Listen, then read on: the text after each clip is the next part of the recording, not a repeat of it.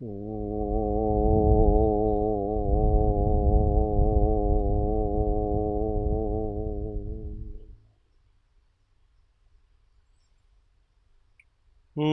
श्रीवर्धमानाय निर्धुतकलिलात्मने सालोकानां त्रिलोकानां यद्विद्यादर्पणायते महादेव्या कुक्षिरत्नम् शब्दजीतर्वात्मजम् राजचन्द्रमहं वन्दे तत्त्वलोचनदायकम् तत्त्वलोचनदायकम्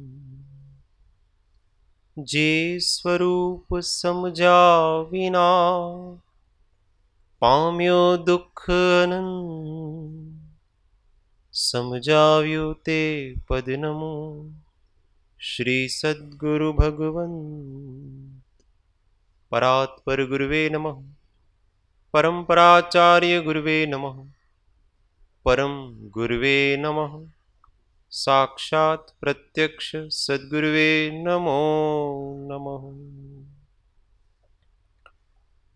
અનંત અનંત ભાવ ભેદથી ભરેલી ભલી અનંત અનંત નય નિક્ષેપે વ્યાખ્યાની છે સકલ જગત હિત કારિણી હારિણી મોહ તારિણી ભવાબ્ધિ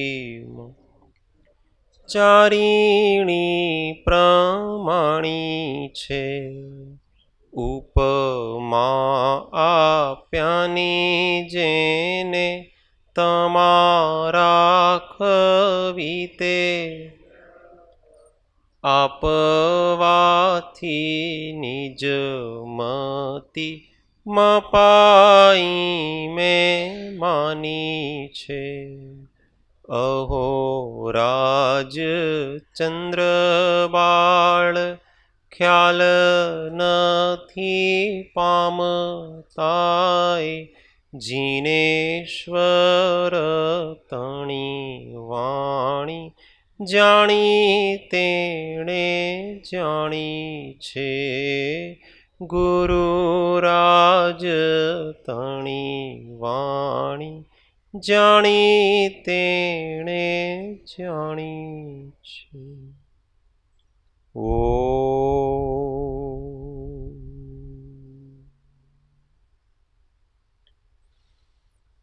જય સદગુરુ જય સદગુરુ તત્વચર્ચામાં પરમ તત્વજ્ઞ શ્રીમદ રાજચંદ્ર વચનામૃત પત્રાંક 493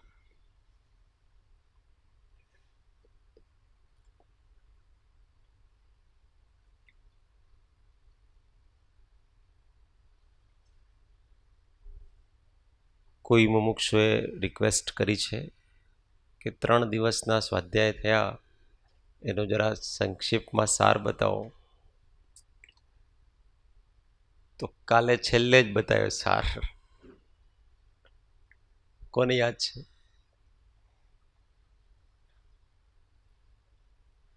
कुछ भी याद नहीं रहे ना अपने को.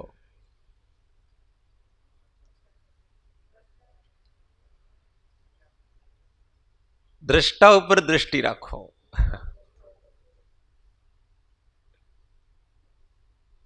फिर भी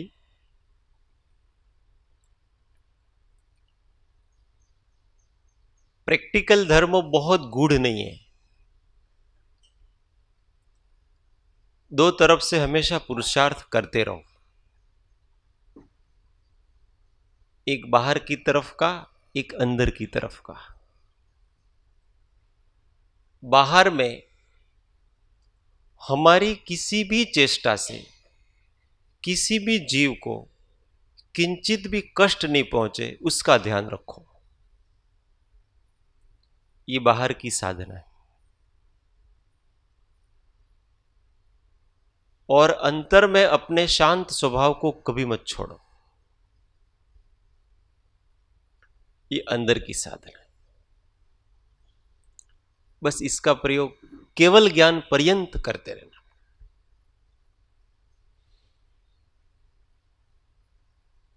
बाहर से जीवों की रक्षा नहीं करनी हमको। हम रक्षा नहीं कर सकते हैं, ऐसा अभिमान नहीं करना कभी कि हम रक्षा कर लेंगे। अपने निमित्त से किसी को कष्ट नहीं हो ऐसी चर्या अपनी बनाना। और अपने निमित्त से किसी को कष्ट कब हो सकता है पता है? जब हमारे अंदर हम प्रमाद से कषायवश हो जाते हैं तो हम क्रोध, मान, माया, लोभ आदि कर देते हैं और सामने वाला कष्ट में पड़ जाता है।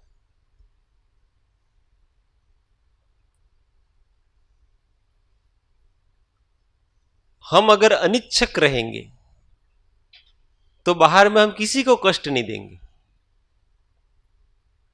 और अनिच्छक रहना ही शांत रहना है। जब अंदर से कोई इच्छा नहीं जाग रही है तो अपनी शांति भंग कैसे होगी? इच्छा से अशांति होती है। इसलिए दो चीजें करते रहना, हमेशा दूसरों को कष्ट नहीं हो इतना ध्यान रखें। अपने उठने में, बैठने में, खाने में, पीने में, अपना काम धंधा करने में, व्यापार में, जो भी करते हैं।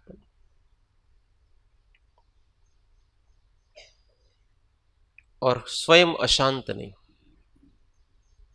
मुख्य करुणा तो यही है जो अभी साहिब जी के सुवचन में आई थी, अमृत वचन में। क्या कहा था अमृत वचन में कपिल भैया ने? करुणा की बात थी ना। किसको याद है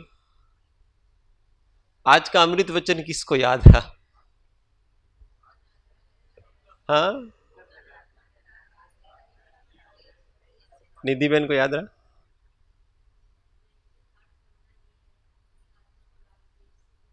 यस, वेरी गुड। यथार्थ करुणा यह है कि अपनी आत्मा को राग द्वेष से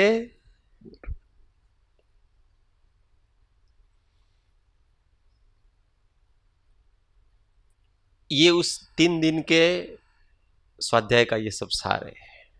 अपन आगे चलते हैं। पृष्ठ संख्या 395, 395। 6 पद पूरे हो गए अपने। अब आगे ये 6 पद तक, जो 6 पद का पत्र उसमें 6 पद तक सिद्धांत बोध है। सिद्धांत की बात बताई अपने को, जो हमारा साध्य है, जो हमको प्राप्त करना है वो पहले बताया। अब प्राप्त करने के लिए भूमिका कैसे तैयार होगी उसका उपदेश कर रहे हैं। ये बहुत महत्व की वस्तु है अपने लिए। आगे की वस्तुएं कहीं से भी मिल जाएगी अपने को। हर शास्त्र में है आगे की वस्तुएं। आत्मा है, अनात्मा करता है, भोगता है, सब जगह मिल जाएगी, पढ़ सकते हैं। ये जो नीचे लिखा है ना वो उनके स्पेशल अनुभव की वस्तु है, वो बहुत महत्व की वस्तु है। हो सके तो इसको कंठस्थ कर लेना चाहिए। 6 पद का पत्र बहुत सबको कंठस्थ करते हैं।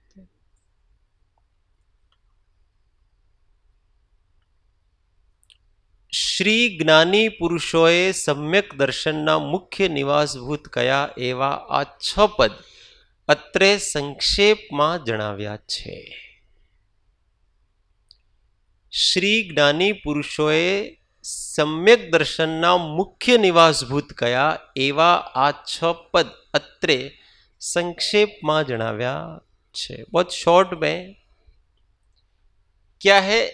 सम्यक दर्शन ना निवासभूत, मुख्य निवास यहां करता है। सबसे पहले ही उन्होंने कह दिया था कि शुद्ध आत्मस्वरूप ने पाम्या छे एवा ज्ञानी पुरुषोए नीचे कया छे ते 6 पद ने सम्यक दर्शन ना निवास ना सर्वोत्कृष्ट स्थान क्या छे। सम्यक दर्शन अगर किसी में बसता है तो इन 6 में बसता है। इनकी श्रद्धा करना ये ही सम्यक दर्शन है, ये इनके घर है। और शॉर्ट में समझाया है, विस्तार तो बहुत हो सकता है, समय सार में इसका बहुत विस्तार किया है। पूरा समय सार ये कर्ता कर्म अधिकार ने, फिर आश्रव अधिकार ने, ये 7 तत्व हैं, वो 6 पद में बताए। और समस्त द्वादशांगी है उन 7 तत्वों का विस्तार है और कुछ नहीं। इसलिए 7 तत्वों को अपन बराबर समझ लें।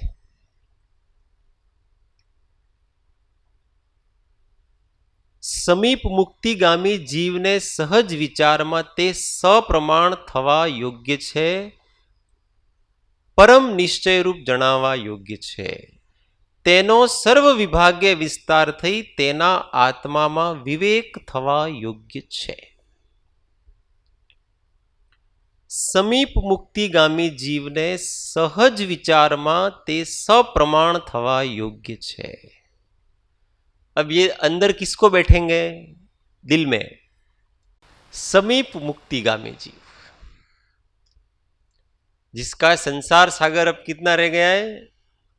इतना रह गया है, चुलुक का प्रमाणम रह गया है। उसको ये सहज विचार में बहुत अधिक माथा नहीं मारना पड़ेगा उसके लिए, सहज विचारेगा और एकदम सही ही लगेंगे, वास्तव में सही बात। राई मात्र वद घट नहीं, देखा केवल ज्ञान, यह निश्चय कर जानिए, तजिए प्रथम ध्यान। राई मात्र घटवद नहीं, कुछ भी ऊंचा नीचा नहीं है इसमें, आपने जैसा कहा है वैसा सही।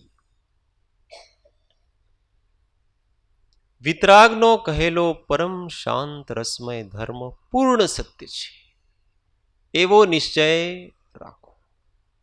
પ્રોબ્લેમ क्या है? જીવના અનધિકારીપણાને લીધે તથા સત્પુરુષના યોગ વિના સમજાતું નથી। તો પણ તેના જેવો જીવને સંસાર રોગ મટાડવાને બીજો કોઈ પૂર્ણ હિતકારી ઔષધ નથી। एवं वारंवार चिंतन करो। बार बार चिंतन, ऐसा नहीं सुबह शाम पाठ बोलना है अपने को बार बार। समझ में नहीं आए, समीप मुक्तिगामी जीव को तो समझ में आ जाएगा, क्योंकि समीप मुक्तिगामी जीव है वो सम्यक दर्शन का पात्र है। भव्य जीवों का कितने प्रकार के होते हैं? अब समाधि शतक की क्लास में कौन कौन थे? कॉन्फ्रेंस में चाले छे? हाँ, 4 प्रकार। पारुल बेन मत भव्य 4 प्रकार, वेरी गुड। और क्लास में कौन था? अब भी थे, दिल्ली वाले भी जुड़े हुए आजकल। अभी अपने कोबा बहुत फैल गया है। आपको याद है? हाँ, आसन्न भव्य,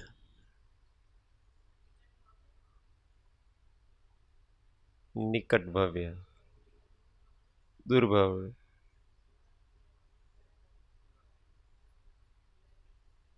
उसका आगे थोड़ा सा बोल, दूरतर अथवा दूरतर भव्य। और एक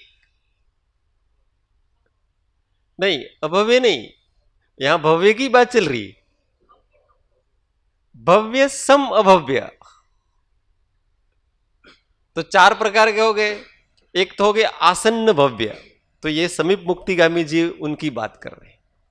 आसन्न भव्य कि जो या तो अंतर मुहूर्त में केवल ज्ञान होके मोक्ष जाने वाले हैं, या थोड़े दिनों में, या थोड़े महीनों में, अथवा उसी भव में, अथवा 2-4 भव में, अथवा 15 भव में, यहां तक उनकी सीमाएं। अंतर मूर्ति से लगा करके 15 भव तक में ये सभी समीप मुक्तिगामी जीव, आसन्न भव्य जीव कहलाते। फिर दूरभव्य कि अब 15 भव से ऊपर 100, 200, 500 भवों में जाने वाले हैं, जिनको काउंटेबल हैं। फिर दूरतर भव्य, असंख्यात अनंत भव लग जाएंगे उनके, तब मोक्ष जाएंगे। और फिर अभव्य संभव्य, वो मोक्ष नहीं जाएंगे, परंतु उसमें भव्यत्व गुण है, परंतु उनकी वो कभी भी इतना ऐसा पुरुषार्थ नहीं होगा उनका, उस प्रकार के निमित्तों का वो उपयोग भी नहीं करेंगे और उनकी ऐसी बुद्धि भी नहीं जागेगी, पर उनके अंदर भव्यत्व गुण है जो केवल ज्ञानी भगवान ने देखा है, इसलिए उनको अभव्य संभव्य कहते हैं।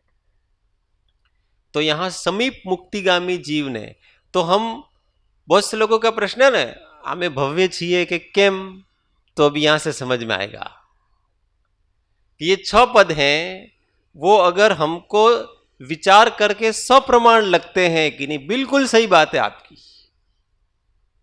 और दिल में बैठ जाते हैं जिसके, तो वो समझना ये समीप मुक्तिगामी जीव परम निश्चय रूप जणावा योग्य छे।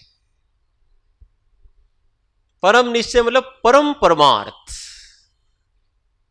इससे अधिक परमार्थ कोई हो सकता नहीं। आत्मा है, इससे बढ़कर के कौन सा ज्ञान है? कोई ज्ञान नहीं। और आत्मा का कर्तापना भोक्तापना के अतिरिक्त क्या ज्ञान है? और कोई ज्ञान नहीं। आत्मा शाश्वत है, इससे बढ़कर कौन सा ज्ञान है? और मुक्त हो सकते हैं, मोक्ष है, इससे बढ़कर कौन सा ज्ञान है? और मुक्ति का मार्ग, इससे बढ़कर के कौन सा ज्ञान है? इससे बढ़कर कुछ नहीं है। परम परमार्थ बातें हैं शॉर्टकट में। तेनो सर्व विभागे विस्तार थई तेना आत्माમાં विवेक थवा योग्य छे।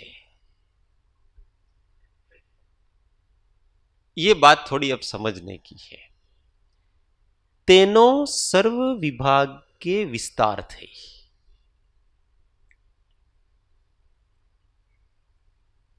ये जो 6 पद हैं उसको सर्व विभाग, अब भेद प्रभेद से उसको समझना, अलग अलग दृष्टियों से उसको समझना और सिद्ध करना, तब जाकर के आत्मा में विवेक उत्पन्न होगा। एक तो सामान्य हमने सुन लिया, अपन तो रोज किसी किसी का नियम है, रोज 6 पद का पत्र पढ़ते हैं, पर उस 6 पद के पत्र में जिस पद को बताया गया है उस पद का एहसास नहीं होता है, अर्थात आत्मा का एहसास नहीं होता है। 6 पद रोज पढ़ते हैं, उस 6 पद में तो आत्मा बताया है। सम्यक दर्शन मतलब आत्मा। यथार्थ श्रद्धान जिसका लक्षण है ऐसा चैतन्य तत्व, इसका नाम सम्यक दर्शन। तो वो कब होगा? तेनो सर्व विभागे विस्तार थे। अब उसको अलग अलग दृष्टियों से टुकड़े टुकड़े करके समझे। आत्मा 6 आत्मा है, उसको अलग अलग प्रकार से सिद्ध करके, प्रमाण से, तर्क से, न्याय से, सुयुक्ति से, स्वसंवेदन से, सब प्रकार से। द्रव्य संग्रह आपने सबने तो पढ़ा ही है। उसमें दूसरी गाथा में जो पहला अधिकार है, जीव है, उस जीव की सिद्धि करने के लिए उन्होंने 9 दृष्टांत दिए हैं।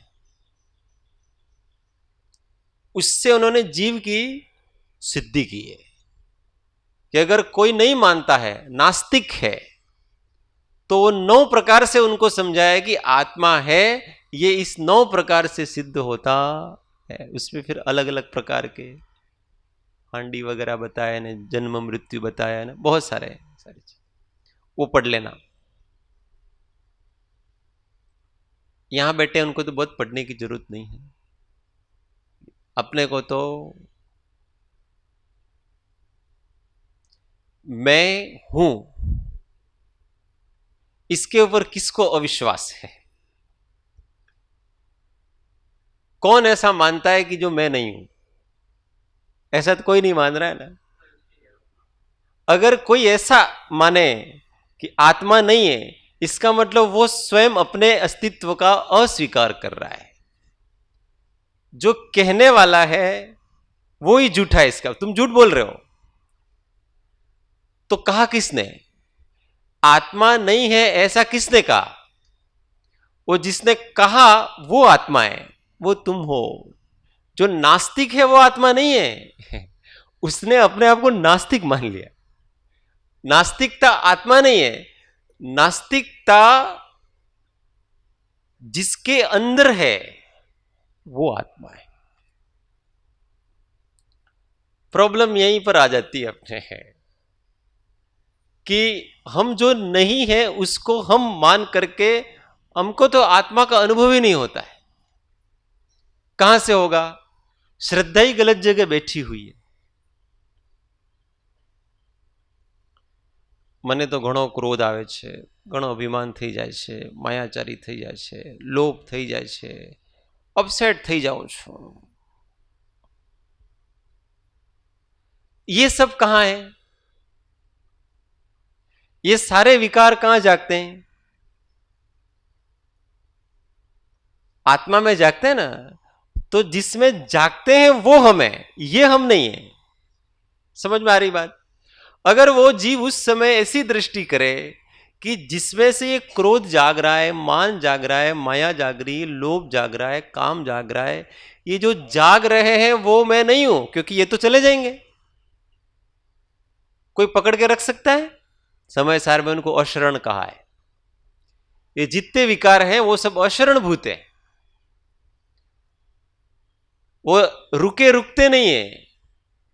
जो रुके रुके नहीं वो अपना कैसे हो सकता है? अपन कहते हैं जैसे ही लड़की पैदा होती है ना, ये तो पराया धन है। पैदा हुई और तुरंत मम्मी पापा को ऐसा, केवल इसको पालना पोसना है थोड़े समय, और फिर इसको तो अपने पति के घर भेजना ही है, दूसरे के घर भेजना ही। इसलिए तो लड़का ज्यादा पसंद होता है, लड़कियां कम पसंद होती। सेवा लड़कियां ही करती हो, लड़की नहीं करती।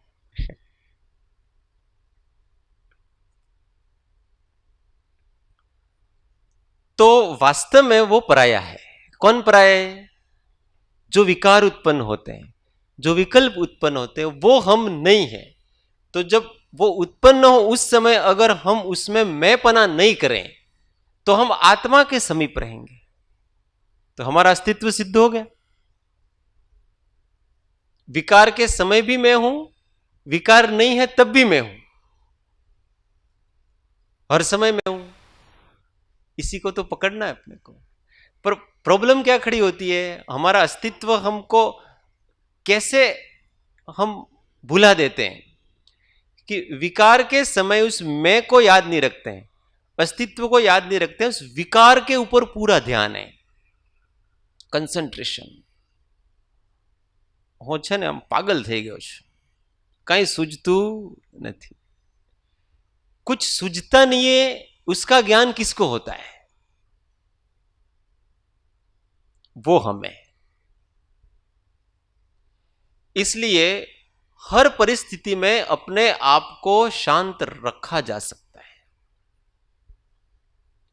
कितने भी बड़ा कर्मों का उदय क्यों नहीं आ जाए ना, पर हम अगर अपनी शांति नहीं खोएंगे, अपने स्वभाव को नहीं खोएंगे, ये विकार अपना कुछ नहीं बिगाड़ सकते हैं। इतना कंट्रोल पावर होना, और ये कंट्रोल पावर की भी जरूरत नहीं है। थोड़ी सी भी दृष्टि दृष्टा के ऊपर करो और ये बेचारे तो भाग जाते हैं। कोई भी व्यक्ति अथवा वस्तु हमारे पास तब तक है जब तक हम उसको थोड़ा रिस्पॉन्स देते हैं, प्रेम देते हैं, तब तक हमारे पास रहेगी। हम इन विकारों को बहुत प्रेम देते हैं, सहेज के रखते हैं, उनको पोषण भी देते हैं, बढ़ाते भी हैं अलग अलग साधन करके, तो छोड़ेंगे नहीं।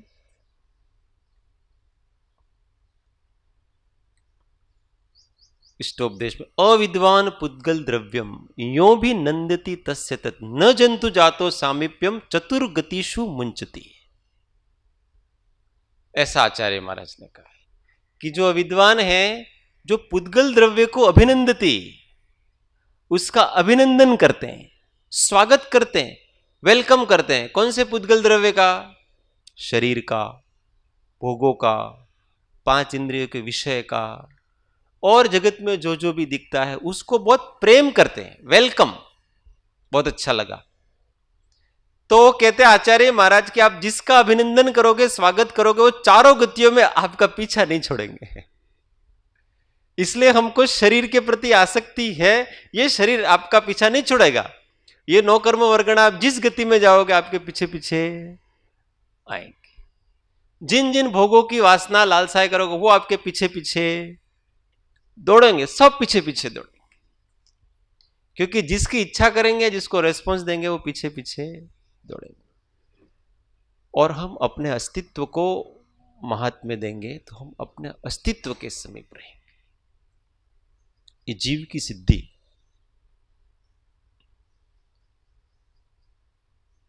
नित्यत्व की सिद्धि इसी में आ जाती। हमेशा मैं रहता हूं, तो अलग अलग प्रकार से दिन भर में प्रयोग करते जाओ। सोते हैं उस समय भी हम हैं कि नहीं, जागते उस समय भी हम हैं कि नहीं। हमको डॉक्टर बेहोश करता है, कुछ ज्ञान नहीं होता हमको, उस समय भी हम होते हैं कि नहीं होते हैं। बुद्धिपूर्वक का ज्ञान नहीं, पर हम होते हैं। बस जो है वो है, वो नित्य है, वो हम हैं। बदलता है वो हम नहीं। बस उस परिवर्तनशील है उसके प्रति उपेक्षा कर दो। जो अपरिवर्तनीय है उसी को हमेशा याद करते रहो। तो ये भी किसी भी समीप मुक्तिगामी को सहज में विचार में आ सकता है कि आत्मा नित्य है। आत्मा करता है वो भी इजीली सबको समझ में आ सकता है। हम कुछ न कुछ तो करते हैं ना। हम मतलब हम क्या करते हैं? हम क्या करते हैं? भाव करते हैं, और तो कुछ नहीं करते हैं ना। ये तो उसके हिसाब से हो रहा है सब, चलना फिरना बोलना, ये तो उसका एक फल है, और वो भी कर उप उत्पाद कहलाते हैं इसको। कचरा, गेहूं निकालने का एक, जब गेहूं खेतों में पक के तैयार हो जाते हैं, फिर उसको गेहूं को अलग करने के लिए एक मशीन आता है, उसको थ्रेशर कहते हैं। तो उसको एक बहुत बड़ा एक पुल्ला बना करके उसमें डालते हैं। तो उसके 2 भाग होते हैं, एक में गेहूं निकलते हैं, एक में घास निकलती। घास अलग हो गई और गेहूं अलग हो गया। ऐसा ही अपना। तो हम नित्य हैं, इसलिए हम करते हैं। क्या करते हैं? तो जो गेहूं है ना उसके करता है, वो जो घास निकली उसके करता। ये सब घास फूस है। मन वचन काया की प्रवृत्ति वो क्या है? आत्मा की घास फूस है, वो अलग चीज है। और हमारे जो भाव हैं वो हम हैं। इसलिए 4 प्रकार से कर्तापना कहा। अब थोड़ी कसरत करेंगे। 4 नए से कर्तापना कौन समझाएगा? पहले तो 4 नए समझाओ, कौन कौन से वो बताओ, फिर उससे कर्तापना सिद्ध करने का। भाइयों नहीं, हाँ वही। कौन कौन से नए हैं अपने? शुद्ध निश्चय नए, अशुद्ध निश्चय नए, अनुपचरित असद्भुत व्यवहार नए, और उपचरित असद्भुत व्यवहार। इन चारों से आत्मा का कर्तापना किस किस का करता है उसको समझाने का है। चारों को कौन समझा सकता है? एक एक को समझा। शुद्ध जिसको आता है वो हाथ खड़े करना, थोड़ा थोड़ा हल्का कर देते हैं। शुद्ध निश्चय से आत्मा किसका करता है? जरा हाथ खड़े करना, जिसको आता है वो हाथ खड़े कर। सुशीला बेन ने आवड़े। स्वभाव का, स्वभाव मतलब शुद्ध स्वभाव का, अपने शुद्ध ज्ञान, शुद्ध दर्शन इत्यादि का कर्ता शुद्ध निश्चय से है। Very good. अशुद्ध निश्चय नय से आत्मा किसका करता है, मतलब क्या करता है? किरीट भाई, विभाव। विभाव मतलब क्या? काम, क्रोध, लोभ, मोह, मद, ईर्ष्या, द्वेष और जितने शुभ भाव हैं वो भी, शुभ शुभ भाव दोनों को विभाव में क्या? किसी की रक्षा करने के भाव, सेवा करने के भाव, पूजा करने के भाव, ये सब क्या है? उन विभावों में गेन लेना। ये कौन से नय से है? अशुद्ध निश्चय ने। अशुद्ध शब्द क्यों लगाया? वास्तव में निश्चय से आत्मा में ही वो पैदा होते हैं, इसलिए तो निश्चय लगाया। परमार्थ से आत्मा इसका करता है, परंतु वो उसका स्वभाव नहीं है, शुद्ध भाव नहीं है, इसलिए उसको अशुद्ध ऐसे शब्द लगाया। अनुपचरित असद्भुत व्यवहार नय से आत्मा किसका करता है? घर नगर की कौन बोला? हाँ, वेरी गुड। तो अनुपचरित असद्भुत व्यवहार नय से ये जीव उस अपने आत्म प्रदेशों के साथ जो संश्लेष रूप से जुड़े हुए परद्रव्य हैं उनका करता है मतलब कहा जाता है, वास्तव में नहीं है, कहा जाता, उस नय से कहा जाता है। तो उस आत्मा के आत्म प्रदेशों से कौन कौन से ऐसे परद्रव्य हैं जो जुड़े हुए हैं संश्लेष रूप से? तो सबसे पहले तो ये स्थूल शरीर दिख रहा है, तो इस शरीर का कर्ता कौन हो गया? आत्मा। कौन से नय से हो गया? अनुपचरित असद्भुत व्यवहार नय से हो गया। इसके अतिरिक्त और क्या क्या जुड़े हुए हैं आत्म प्रदेशों से? शरीर के अतिरिक्त इंद्रियां भी जुड़ी हुई हैं, ये भाषा वर्गणा ये भी जुड़े हुए हैं, ये श्वास चल रही है वो भी जुड़े हुए हैं, और ये जो कर्म है हमको दिखते नहीं है, द्रव्य कर्म, ज्ञानावरण, दर्शनावरण, ये जितने कार्बन शरीर है वो भी जुड़ा हुआ है। तेजस शरीर है जो तेजस वर्गणा से बना हुआ है वो भी जुड़ा हुआ है। तो ये सब उसके साथ संश्लेष रूप से जुड़े हुए हैं। तो ये किसने किए? तो इसका कर्ता कौन? तो इसका अनुपचरित, अर्थात जीव को अनुभव में होता है कि ये हम करते हैं, तो इससे उसका कर्ता आत्मा है। कार्बन वर्गणा होते हैं, कार्बन वर्गणा नहीं हो तो आप अभी बोलते ही नहीं, क्योंकि आपके किसी कर्म के उदय से वाणी आई है। तो कर्मण वर्गणा, हम जो करते हैं ना वो कर्म शरीर है। मन वचन काया की कोई भी क्रिया है वो सब क्रिया क्या है? कर्म शरीर है अपना। उस कर्म से ही वास्तव में ये शरीर की उत्पत्ति भी, ये तो नौ कर्म कहलाता है। कर्म के फल से जो बना हुआ है उसका नाम नौ कर्म है। तो ये कौन से कर्म के फल से बना हुआ है शरीर? नाम कर्म। नाम कर्म की कितनी प्रकृतियां हैं? 93। और उसमें से कौन सी प्रकृति से शरीर बना? नाम कर्म की 93 प्रकृतियां हैं। उन 93 प्रकृतियों में से कौन सी प्रकृति से शरीर बना है? इतना तो होना चाहिए। हाँ, सीधी बात है, इसके अंदर ही उत्तर छुपा। शरीर नाम कर्म, जिससे शरीर बना हो शरीर नाम कर्म। सीधी बात है ना। तो शरीर नाम कर्म से ये शरीर बना हुआ है। जैसे गतियां हैं, गति नाम कर्म से चारों गतियां बनी, ऐसे गति, जाति, जाति नाम कर्म से पांचों इंद्रियां बनी है। ऐसे अलग अलग प्रकार से 93 प्रकृति। आपने बहुत अच्छी तरह से पढ़ा था इसको, फिर इसके ऊपर परीक्षा भी ली थी। कोई बात नहीं, भूल जाना अच्छा है, पर भूलने वाले को नहीं भूलना। भूल गए उसकी कोई बात नहीं, पर भूलने वाले को, क्योंकि भूलने वाला है वो हमेशा रहता है, भूल तो आती और जाती है। भूलने वाला और याद करने वाला, उसको हमेशा याद रखना। ये सब चीजें आती जाती रहेंगी, परंतु अगर हमारी विशुद्धि इतनी है ना तो हमको हर चीज याद रहती है।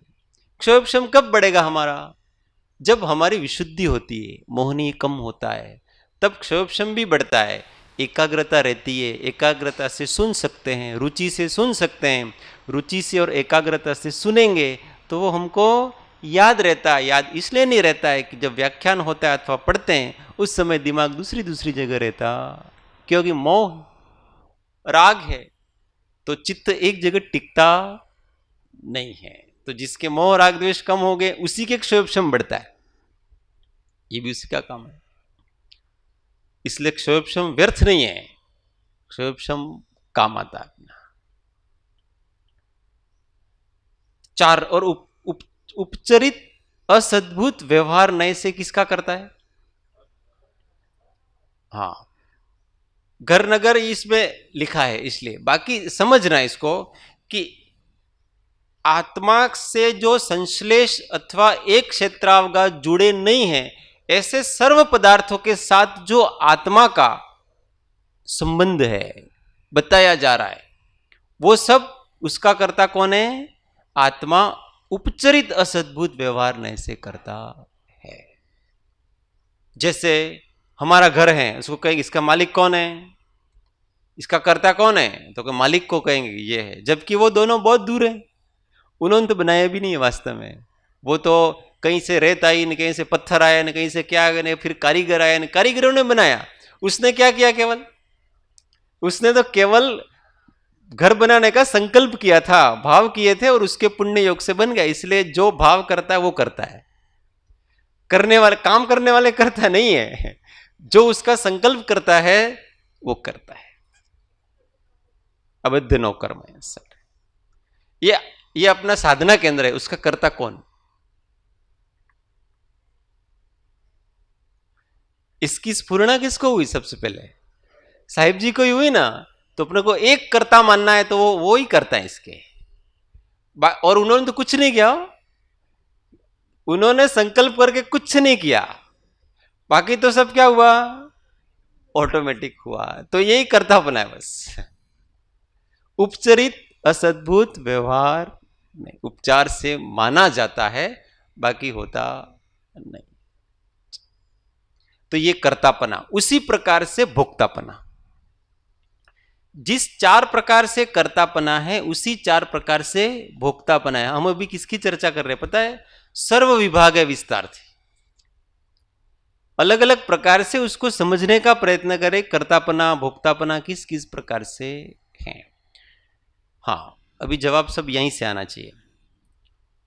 शुद्ध निश्चय नए से आत्मा किसका भोक्ता है?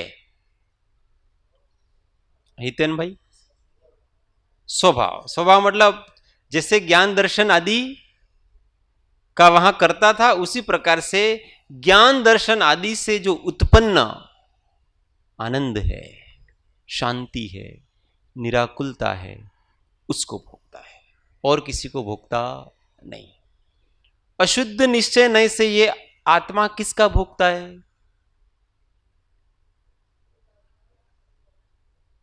हाँ, इधर से योगेश भाई, दरेक તમે દર 24 કલાક ભોગવો છો તમે। हाँ, राग द्वेष, वेरी गुड। तो राग द्वेष अर्थात राग द्वेष से उत्पन्न सुख दुख, अथवा उसको शॉर्ट में कहना हो तो अशांति, आकुलता, दुख। सुख दुख दोनों में दुख, सुख भी दुख है और दुख भी सुख है, वो अच्छा लगने वाला दुख है। मीठे दुख को क्या कहते हैं? सुख। बाकी वो मीठा है और वो तलवार पे जैसे वो शहद होता है ना, ऐसा वो। तो अच्छा लगने वाले दुख का नाम सुख है और बुरा लगने वाले दुख का नाम दुख है, पर हैं दोनों दुखी हैं। तो इस दुख के कर्ता कौन है? आत्मा। अशुद्ध कौन से नए से है? अशुद्ध निश्चय नए से है। वास्तव में आत्मा का स्वभाव दुख का वेदन करना नहीं, हम अज्ञान के कारण से दुख का वेदन करते। क्यों? आत्म जागृति नहीं। जब हम अपसेट होते हैं ना, वो टेंशन में आ जाते, ओ हूं टेंशन में आ गया, हूं, ये हूं कौन? जो टेंशन कर रहा है उसी को आपने हूं मान लिया, मैं मान लिया, जबकि वो तो उसका साक्षी है, वो तो है नहीं ना। जिस समय हम दुख का वेदन करते हैं उस समय भी वेदक होता है, उस वेदक की तरफ दृष्टि, तो उस दुख का वेदन नहीं होगा। दुख आएगा और जाएगा, हम दुखी नहीं होंगे। कष्ट हो सकता है, दुख नहीं हो सकता है। असाता वेदनीय का विपाक तो उसके प्रदेशों में आएगा, परंतु आप तो सहज शांत हैं। हमने किसी वस्तु को, दुख को भोगा, ऐसा कब कहा जा सकता है? जब हम उस कर्म के अनुरूप भाव कर देते हैं, तभी तो उसको भोक्तापना हुआ। परंतु उस कर्म को जो भाव कराने की उस कर्म की योग्यता है, उसके अनुसार अगर हम भाव नहीं करते हैं तो हम उसके भोक्ता नहीं होते हैं। हमने किसी समय किसी की निंदा की, वो कर्म हमको बंधा। अब किसी अन्य समय में उसका जो अबाधा काल पूरा हुआ और उसका काल पका, और किसी ने हमारी निंदा की, उस कर्म का फल क्या मिला हमको? हमारी निंदा की। अब उस समय उसकी निंदा करने से हमें कोई फर्क नहीं पड़ा, तो वो जो पूर्व में जो निंदा करने का फल हमने भोगा कि नहीं भोगा? बताओ। कर्म उदय में तो आया, पर हमने भोगा नहीं। तो हमने पूर्व में कितनी भी गलतियां कर ली हो, कितने भी अपराध कर लिए हो, अज्ञान अवस्था में सब किए। अज्ञान अवस्था में किए हुए अपराध को अगर वर्तमान में जब वो उदय में आते हैं, उस समय हम समभाव में रहें, तो हम कोई भोक्ता नहीं होते उसकी। हमको कोई टेंशन परेशानी करा करके, दुख करा करके वो नहीं जाते हैं। वो कर्म आए और गए। इसी को कृपालु देव ने कहा विचरे उदय प्रयोग। उदय कर्म मात्र है, इसका नाम उदय कर्म है, बंधन के लिए नहीं है। ये केवल भोग करके खर्च करने के लिए, निर्जरा के लिए है। एक तो बंधन के लिए कर्म होते हैं जो नया बंध करा के जाते हैं, और एक केवल निर्जरा कराने के लिए होते हैं। तो जब ज्ञान अवस्था प्राप्त होती है तो उस कर्म से प्रभावित नहीं होता है, तो वो केवल उसकी निर्जरा हो जाती है। तो समय सार में जो ऐसा कहा ना, ज्ञानी ना भोग पर निर्जरा ना कारण छे, तो वो ऐसे समझना कि वो उसके अनुरूप भाव करता नहीं है। अगर ज्ञानी भी उसके अनुसार भाव करता है तो उसको उसका बंध होता है। उसका जितना विकार हुआ उतना उसको बंध होगा। भले उसकी दृष्टि में स्पष्टता है, परंतु फिर भी परिणाम में विकार हुआ तो उसका बंध तो उसको होता है, और वो सब चारित्र मोहनी के खाते में जाता है। चारित्र मोहनी कर्म ऐसे हैं कि वो उड़ जाते हैं। कैसे उड़ जाते हैं पता है? फूंक मारते हैं। अपने हाथ के ऊपर रुई रखी है और रुई को अपन ऐसे फूंक मारते हैं, उड़ जाती है ना। ज्ञानी ऐसे चारित्र मोहनी कर्मों को उड़ा देते हैं। उनको बहुत मेहनत करनी पड़ती नहीं है स्वभाव में, और वो संसार में खेलते हैं फिर, क्योंकि चारित्र मोहनी कर्म संसार में रखता है। ज्ञान होने के बाद में वो संसार में बंद करा करके रखता है, पर वो सब खेल खेल में उनका सारा होता।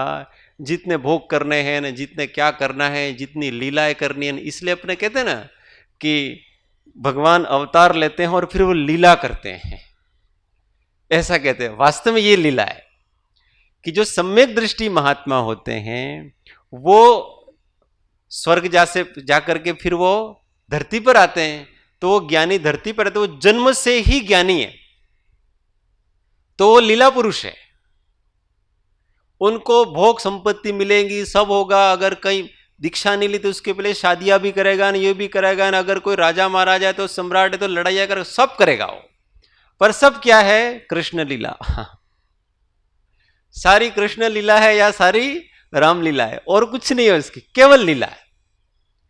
क्यों? क्योंकि वो उसको सारे कर्म निकालने, और जैसे ही लीला पूरी हुई और अपना सारा वो संकोचता है, और फिर अब वापस हम तो भय परदेसी हो गए, अब वो अपने देश में वापस आएंगे, वो स्वदेश पर लौट जाते हैं। तो ऐसे अवतार बहुत सारे होते हैं, थोड़े से ही अवतार नहीं है। सम्यक दृष्टि जीव सम्यक दर्शन होने के बाद अब जितने भी उसके जन्म होंगे वो सब उसके अवतार हैं। इसलिए आदि पुराण में ऋषभ देव के 10 अवतार बताए, महावीर के भी उसके बाद में 10 अवतार हुए। ये सब अवतार हैं, दूसरों के कल्याण के लिए हैं और अपने कर्म निर्जरा करने के लिए उनके होते। उनको कष्ट नहीं है कोई, हमको ऐसे समझता है कि भरत चक्रवर्ती को 96,000 रानियां थी ने 6 खंड का राज था, बड़े कष्ट में होंगे बेचारे, दिन भर टेंशन में रहते होंगे, इधर ये विद्रोह हो गए तो ये संभालना है, उसको ये संभालना है, वो रानी रूठ गई ने वो रानी को मना, ऐसा कुछ नहीं है उनके। उनके पुण्य का योग ऐसा होता है कि उनके पास जो भी है ना वो सब उनके अनुचर होकर के, आज्ञाकारी होकर के रहते हैं, उनको कुछ करना ही नहीं पड़ता। मतलब उनके संकेत से सब समझते हैं, ऐसे पुण्य का उदय होता है, जबरदस्त। इसलिए उनको कोई कष्ट नहीं है। भरत जी को ऐसा थोड़ी कि सब व्यवस्थाएं करनी पड़ती होगी। 6 खंड भरत जी ने नहीं जीते, 6 खंड उसके सेनापति ने जीते, उन्होंने कुछ भी नहीं किया है। और वहां जाते महल खड़े हो जाते हैं। उनकी दिनचर्या, भरत जी की दिनचर्या में वो जो दिग्विजय की यात्रा थी ना, उस दिग्विजय की यात्रा में उनकी चर्या में कोई फर्क नहीं पड़ता था। सुबह जितने बजे उठना है उतने बजे उठेंगे, सामायिक का समय सामायिक करेंगे, भोजन के समय भोजन करेंगे, उनका फिर से प्रतिक्रमण का जो समय उसके समय ये करेंगे, फिर लंबा लंबा ध्यान करते हो बैठ के, 2-2, 3-3 दिन तक ध्यान में ही बैठे रहें। सब वो सेनापति आकर के कहता है भाई इस राजा ने समर्पण किया है, आपको मिलना चाहते हैं तो आने दो। फिर वो दूसरा राजा आता है, उनको केवल सिंहासन पे बैठना है। ये पुण्य का उदय, सम्यक दृष्टि ही ऐसे पुण्य का उपार्जन करते हैं। ये मेहनत करके नहीं होता है। उस पुण्य के उदय में जीव को कोई कष्ट नहीं होता है, जरा भी सब काम सहज सहज बनते जाते हैं, और वो तो अपने धर्म ध्यान में लगे रहते हैं। तो ये जीव भोक्ता अशुद्ध निश्चय से रागादि सुख दुख का भोक्ता है। अनुपचरित असद्भुत व्यवहार नहीं से जीव किसको भोगता है? समय हो रहा है। अनुपचरित असद्भुत व्यवहार नहीं से जीव किसका भोगता है? हाँ, सुख दुख का तो हो गया।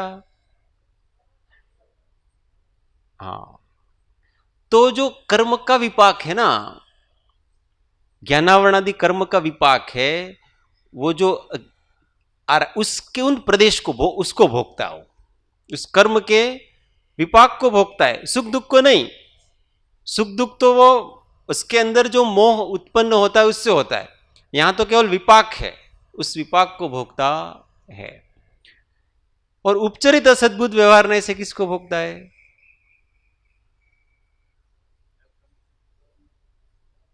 हाँ, एयर कंडीशनर ने वो सब जीता। इस शरीर से बाहर जितने पदार्थ हैं उन सबको हम ऐसा कहते हैं कि इसको मैंने भोगा, वो सब उपचार मात्र है। हम भोजन करते हैं तो हमने कहा हमने भोजन को भोगा, स्वाद लिया। हम किसी का कोई स्वाद ले सकते नहीं है, हम केवल स्वाद का ज्ञान कर सकते हैं। हमने किसको भोगा पता है? उस समय भोजन के समय स्वाद लेते समय हमने भोगा अपने राग को है, उस स्वाद को नहीं भोगा है, अपने राग को भोगा है हमने। क्योंकि निश्चय से राग के भोगता तो है, अशुद्ध निश्चय से स्वाद के निमित्त से उत्पन्न राग है उसको भोगा। तो स्वाद को तो उपचार से भोगता हुआ और राग का भोगता निश्चय से। ऐसे भी जितने भी संबंध संसार के हैं और जितने भी विषय हैं जिनको हम कहते हैं कि आ तो घणो भाई भोग भोगवे छे, तो कोई नहीं भोग रहा, केवल उपचार मात्र है, वो केवल उससे राग कर रहा है, बस इतना ही है। अपने राग का भोगता है और किसी का भोगता नहीं है। तो सब इतना और कोई कहे कि तुम्हारा तो घणो भाई भोग सामग्री छे, घणो भोगवो छो तुम्हारा, तो वो उपचार से कहा जा रहा है, वास्तव में ऐसा नहीं है। इसलिए अपने को क्या याद रखना कि हमने अनादिकाल से बहुत भोग लिया, केवल अपने आप को भोगा। जिसको हम वास्तव में भोग सकते हैं उसको भोगा नहीं भोग सकते हैं उसको भोगने की बहुत चेष्टाएं की, परंतु उसको भोग तो नहीं सके, परंतु परेशान जरूर हुए, परेशान बहुत हुए उसके। तो परेशान नहीं होने का निर्णय करना, ये सर्व विभागे विस्तार थे। आगे बहुत सोचना, हर चीज किस नए से क्या है, फिर वो आत्मा में विवेक प्रकट होता है, निर्णय होता है कि नहीं, इसका भोक्ता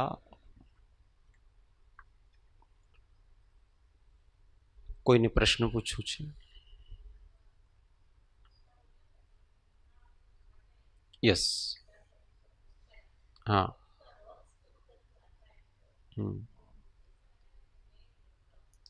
हाँ, गुलाब जामुन खाया और उसका रस आता है तो ऐसा लगता है कि वो मैं भोग रहा हूं, तो अज्ञान से ऐसा लग रहा है, उसको हम जान रहे हैं, क्योंकि ज्ञाता का ज्ञान नहीं है ना इस जीव को, इसलिए ज्ञाता और ज्ञेय एक में खो गए हैं। अभी जो शांत रहने वाला ज्ञाता है वो उसको केवल जानता है, अशांति नहीं होती, अच्छा नहीं लगता है, अच्छा बुरा लगता ही नहीं उसको। ये दृष्टि की बात है, दृष्टि रखेंगे ना तो हमको वास्तव में अच्छा नहीं लगता हो, फिर ये अच्छा लग रहा है नहीं, ये बुरा लग रहा है नहीं, ये चीज हो ही नहीं सकती। केवल आप फिर शरीर का स्वास्थ्य देखेंगे, स्वाद नहीं देखेंगे। भोजन स्वास्थ्य के लिए अच्छा नहीं है तो नहीं खाना, कहीं को स्वाद का पोषण करो।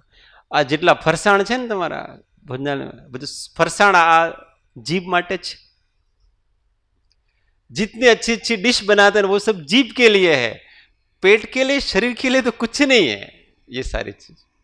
और ये जितनी चटनियां वटनियां है ना वो सब अपने जीभ के लिए है, चटनियों से किसी का स्वास्थ्य थोड़ी सुधरता है।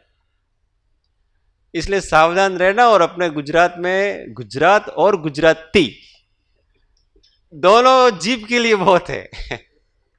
मैंने तो बहुत सारे व्यंजन, बहुत सारे क्या 80% व्यंजन यहां आकर के देखे हैं, सुनने की बात नहीं, यहां आकर के देखें कि खाने की ये चीजें भी होती है। इसलिए वो घर से आते हैं ना हमारे माता जी वगैरह, तो वो मेरे को कहते हैं कि मतलब वो तो हमारे वागड़ी में कहते हैं कि अब भाई तू घर पे आता है तो हम तेरा ध्यान अब नहीं रख सकते हैं, क्योंकि वहां तो तू इतना इतना अच्छी अच्छी चीजें होती है, इधर हम इतना ध्यान नहीं रख सकते हैं।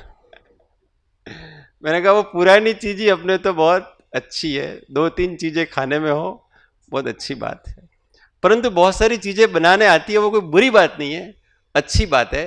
दूसरों को बना बना के खिलाए वो अच्छी बात है, पुण्य बनता है, परंतु अपने को स्वाद लेना।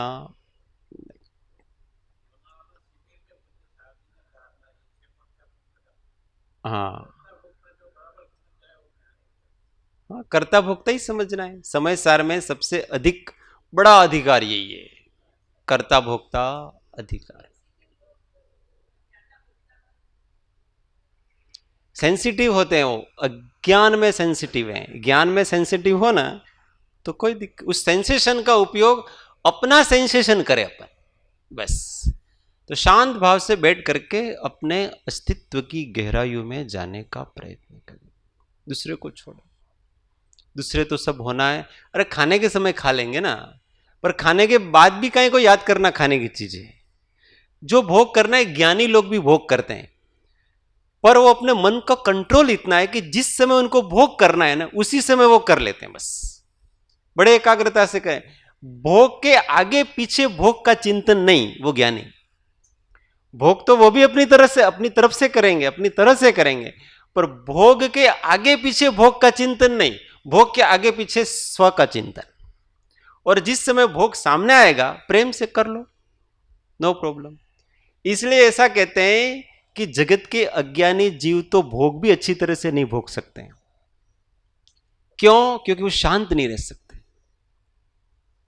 भोग के समय जो शांत रह सकता है वो ही भोग का आनंद ले सकता है। अभी खाना आया अपने सामने तो ऐसे फटाफट फटाफट ऐसे ऐसे खा लिया आपने, तो हम उसका स्वाद ले सकते हैं क्या? उसका मजा ले सकते हैं क्या? और हमने प्रेम से उसको देखा और फिर उसको प्रेम से आराम से चबाया 32 बार एक ग्रास को, और फिर के तो इतनी शांति तो किसको है? जिसकी कषाय मंद है, जिसको बहुत आकुलता नहीं है, उसी को तो वो कर सकता है ना धीमे धीमे सब चीजें। और जिसकी कषाय तीव्र है वो तो भूख लगी है इसलिए फटाफट फटाफट। साहिब जी तो बहुत एग्जाम्पल देते हैं उसके, जैसे वो कुत्ते को डालते हैं, कुत्ते को कितना फटाफट खा जाता है वो बंदर, वो कितना फटाफट खाता है, अपने बंदर देखते ही हैं इसको। ऐसे ही अज्ञानी जीव भोगों को ऐसे जानवरों की तरफ भोगते, और ज्ञानी तो उस भोग का भी शांति से बड़ा आनंद लेते हैं और लीला करके छोड़ देते। इसलिए सर्व प्रकार से ज्ञानी होना ही श्रेष्ठ है। अगर संसार का आनंद लेना है तो भी ज्ञान के साथ ही ले सकते हैं, जागृति के साथ ही ले सकते हैं, और मुक्ति का आनंद लेना है तो परम जागृति चाहिए। ज्ञानीएનું નામ જેનો મોહ ગયો છે તમામ ભાઈ, જ્ઞાનીએનું નામ ભાઈ, જ્ઞાનીએનું નામ। કંચનને તો કાદવ જાણે, કંચનને તો કાદવ જાણે, રાજવૈભવ અસા। સ્નેહ મરણ સમાન છે જેને, સ્નેહ મરણ સમાન છે જેને, મોટાઈ લીપણ ગાર ભાઈ, જ્ઞાનીએનું નામ। દેહ છતાં જેની દશા છે, વર્તે દેહાતી। દેહ છતાં જેની દશા છે, વર્તે દેહાતી। બનારસી એવા જ્ઞાની ચરણે, બનારસી એવા જ્ઞાની ચરણે, કરે વંદન ગણિત ભાઈ, જ્ઞાનીએનું નામ ભાઈ, જ્ઞાનીએનું। સદગુરુ પરમ કૃપાળુ त्रिलोकनाथ की जय, सब संतन की जय। आनंद घन ओम। 1 मिनट मौन, आत्म अनुसंधान।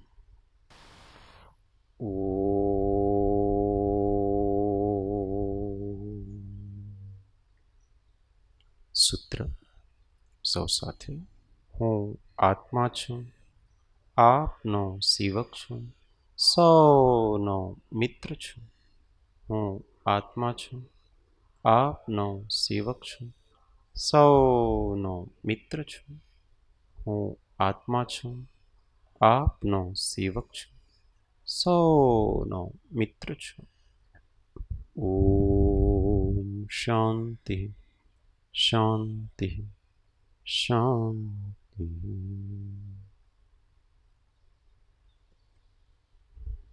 जय सद्गुरु।